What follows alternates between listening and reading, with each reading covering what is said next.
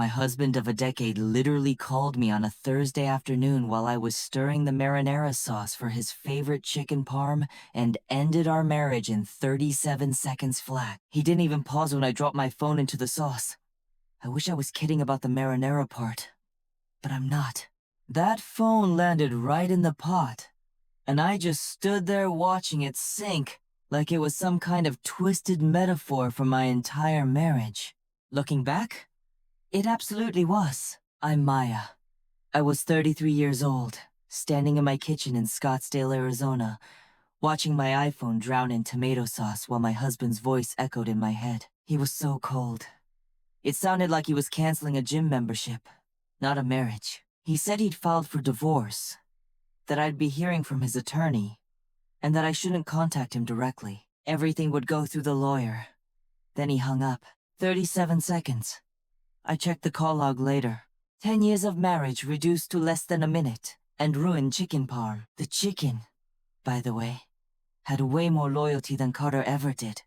At least it stuck around until it burned. I stood in that kitchen for almost an hour, phone dripping on the counter, trying to process what just happened. We met when I was 21 at a friend's pool party. Carter was 26, charming, climbing the ranks at a tech startup in software sales. He made me feel like I was the only girl in the room. We got married a year later. I was young, totally smitten, and frankly, a little naive. I put my graphic design career on hold. Carter told me it made more sense for me to manage our life, while he hustled to make the big bucks. That was our deal. He handled the finances, I handled everything else. I thought we were solid.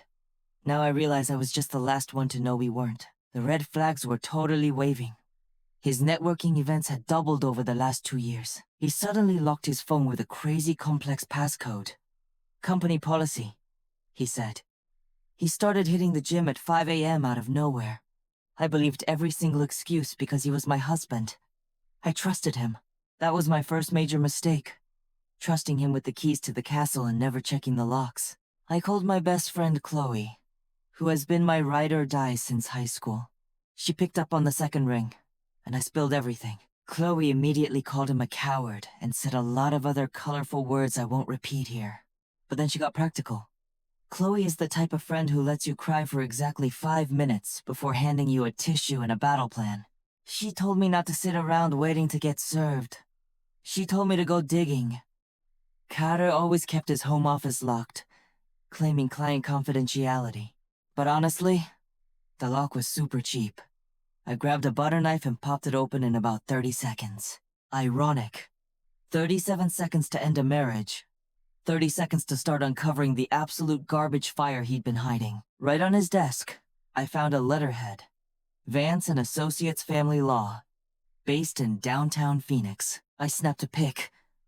I was going there on Monday. That night, my mother-in-law, Beatrice, called. If you think she called to comfort me, think again. She already knew. In her classic passive-aggressive tone, she told me I just wasn't ambitious enough for her precious son and that he needed someone on his level. Then she hung up on me. I didn't even cry. Something inside me just snapped. It got quiet, cold, and laser-focused. But honestly, if you think his mother was awful, just wait until you hear what I found when I opened my laptop at 2. 0 inches the morning. I decided to do what any rational, freshly dumped woman would do.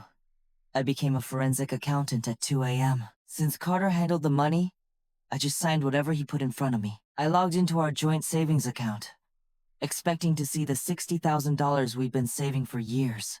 The balance was $12,700. I stared at the screen, shook.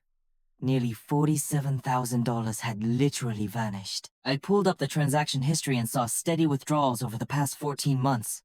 $2,000 here, $3,500 there, sent to an account I didn't recognize.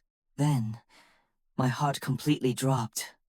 I remembered my inheritance. When my dad passed away 3 years ago, he left me $85,000. It was my only safety net. Carter had convinced me to put his name on it just for emergencies. I logged into the inheritance account. Balance $2,000, $847. He had drained over $82,000 from my dead father's money. I actually started laughing like an absolute maniac in my kitchen. My husband had stolen roughly $130,000 from me while I was busy making his dinners and ironing his shirts. But guys, cheaters are sloppy. They get so arrogant they don't even hide the receipts. I found credit card statements loaded with charges at Ocean 44 and Cafe Monarch, places I'd never been. Weekly charges from a high-end florist. And the kicker, a lease agreement for a luxury apartment in downtown Phoenix for $2,400 a month. I checked a dusty gym bag in the garage that he never let me touch. Buried under a towel was a burner phone. The passcode was his mom's birthday. Typical. The texts were to someone named H. They were planning a wedding. Our wedding, she called it. He was planning to marry someone else while I was picking up his dry cleaning. Monday morning, I put on my absolute best power blazer. I wasn't going to Vance and Associates to cry. I was going to look the woman destroying my life right in the eye. What I didn't know was that I was about to meet the other victim. The firm was in a gorgeous glass high-rise in Phoenix. I asked the receptionist for whoever was handling the Preston divorce. She told me an associate had it, but asked if I wanted to speak to the founding partner, Harper Vance. I said yes. Harper Vance walked out looking like $1,000,000. Late 30s, sharp suit, totally poised. She brought me into her corner office. And right there, sitting on her pristine desk, was a silver-framed photo. It was Harper, looking gorgeous at some gala. And the man holding her by the waist was Carter. My Carter. I kept my face completely stone cold. I told her my husband's name was Carter Hayes Preston. She didn't flinch.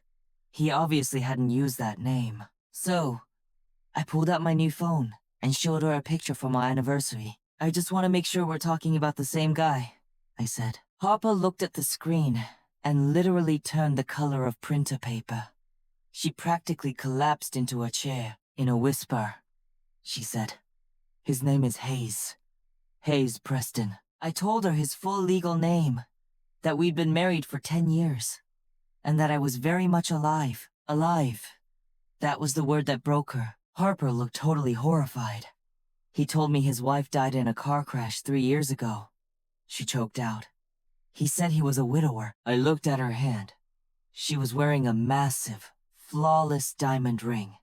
I recognized the jeweler from the credit card statements. He bought that ring with money stolen from my dead father's inheritance, I told her. Harper stared at her hand like the ring was covered in acid. She slowly slid it off and placed it on the desk between us. 2 women, both completely played by the exact same sociopath. If you thought the tea was hot before, this is where the revenge plan goes from petty to absolutely nuclear. A few days later, Harper texted me from an unknown number. We met at a low-key coffee shop in Tempe. She looked like she hadn't slept in a week. I brought my binder of receipts. She brought hers. Here is what this absolute garbage human had done. Carter had specifically requested a junior associate at Harper's firm handle his uncontested, amicable divorce from his quiet wife. Harper never saw the paperwork. For 2 years, he had been asking Harper hypothetical legal questions. Hypothetically, how do you hide assets in a divorce? What's the best county to file in? He was using his brilliant, successful girlfriend to mastermind the financial ruin of his wife. When she realized she had inadvertently helped him rob me, she was sick to her stomach. But then, the guilt turned into ice-cold rage. "We need a plan," Harper said.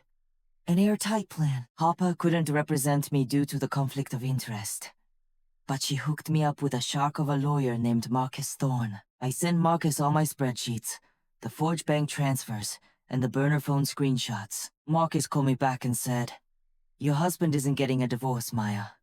He's going to prison." We hit him from every single angle.